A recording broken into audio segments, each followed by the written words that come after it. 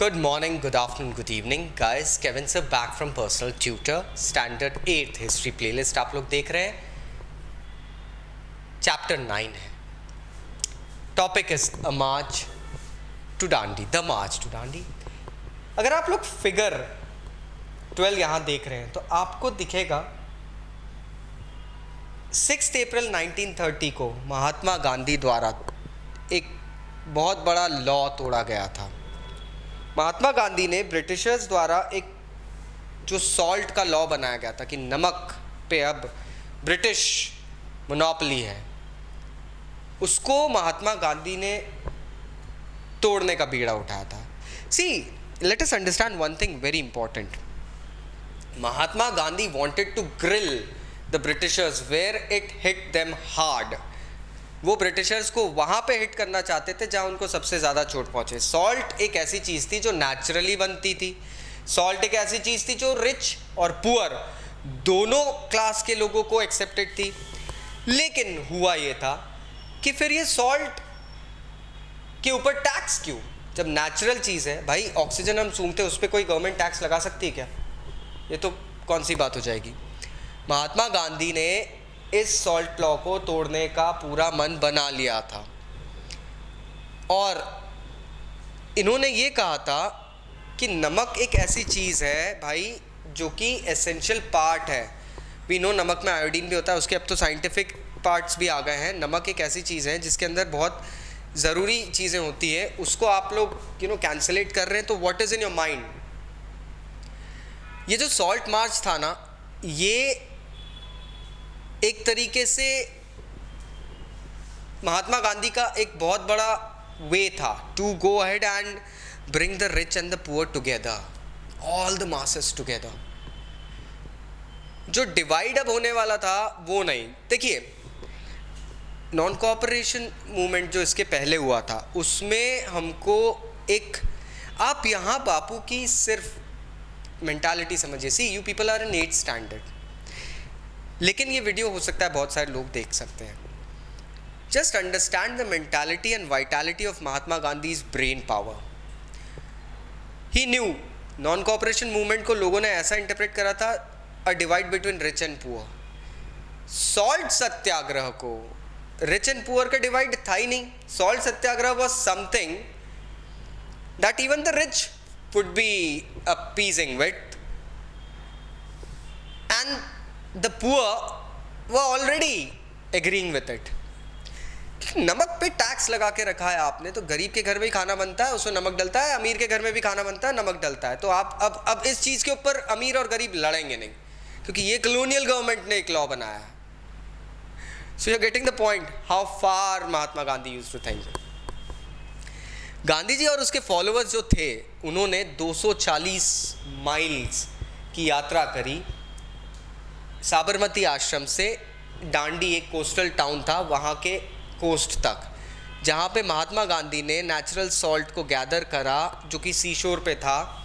उसको पानी को गैदर करा और उसको बॉईल करा और नमक बनाया. और भैया हमने नमक बनाया, अब गवर्नमेंट की मोनोपोली तोड़ दी. इस इमेज में आपको एक और अलग चीज़ दिखेगी. For the first time there is a female figure standing with Mahatma Gandhi. अगर हम बात करें तो महात्मा गांधी फ्रीडम मूवमेंट में विमेन को इतनी आसानी से नहीं आने दे रहे थे. He had a different mindset for the female better halves of the society.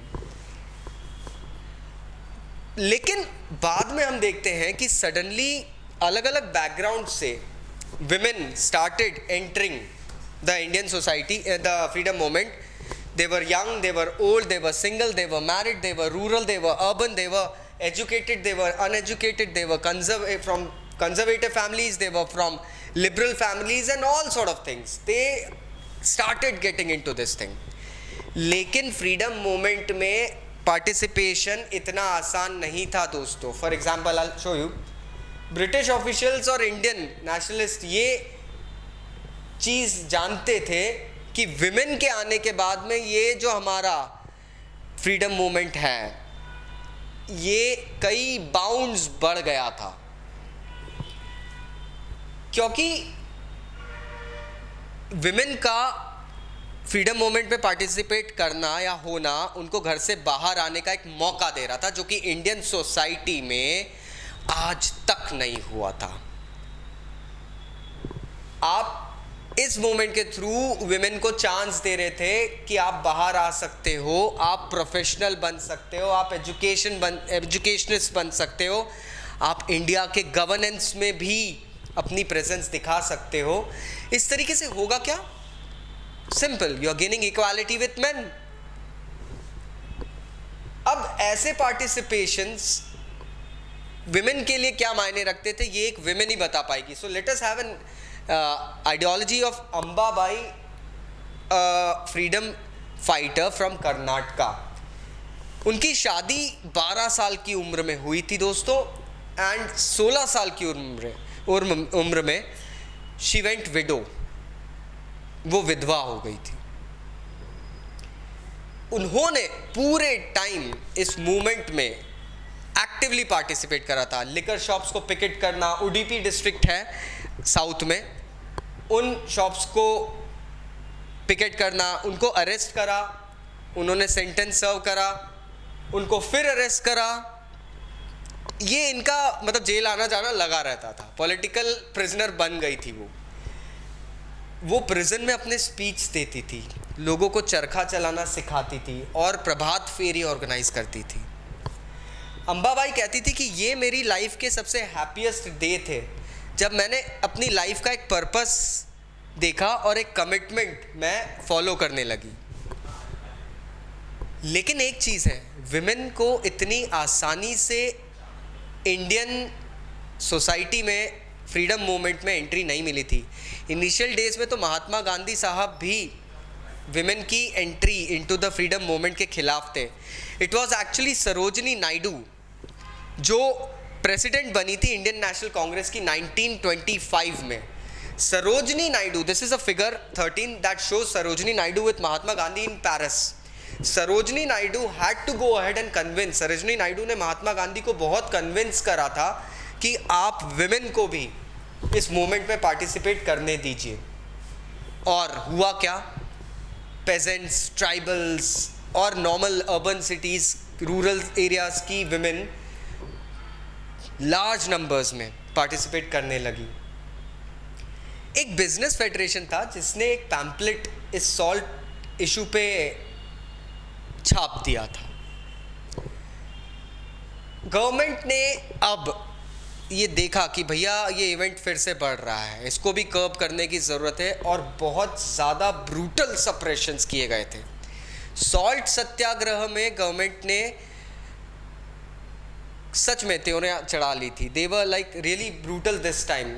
हज़ारों की संख्या में लोगों को, सत्याग्रहियों को जेल भिजा गया था। This was combined even main and women. लेकिन ये पूरा जो वाक़या था, ये जो मेन, विमेन, हिंदू, मुस्लिम, रिच, पुअर जो साथ में मिल के इस बार सॉल्ट सत्याग्रह के अंदर आए थे, दोस्तों इसका फल मिला हमें। Finally government of India act पास होता है 1935 में। ब्रिटिश पार्लियामेंट में ये एक्ट पास होता है, जहाँ पर ये प्रेस्क्राइब किया जाता है कि इंडिया को हम प्रोविंशियल ऑटोनॉमी देंगे, मतलब इंडिया को हम कुछ ऐसे पावर्स देंगे कि वो अपना गवर्नेंस खुद कर पाए। और गवर्नमेंट इलेक्शंस हुए थे 1937 में।